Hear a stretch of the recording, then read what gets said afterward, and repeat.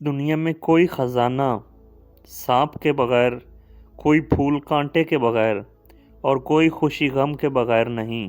بڑی مبارک ہیں وہ آنکھیں جو اس اللہ کے لیے روتی ہیں، اور وہ مبارک ہے وہ دل جو اس کی خاطر جل بھون رہا ہے۔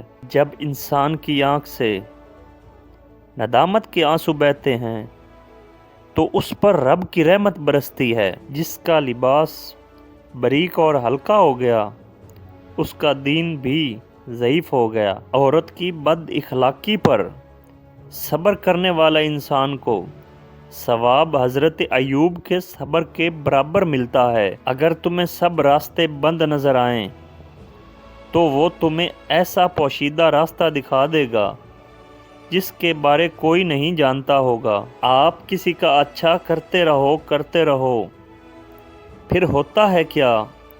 وہ آپ کو بے وقوف سمجھنے لگتے ہیں۔ مہمان کے آگے تھوڑا سا کھانا رکھنا بے مروتی ہوتی ہے، اور حد سے زیادہ رکھنا یہ تکبر ہوتا ہے۔ اچھی تربیت اچھے گھرانوں سے ملتی ہے۔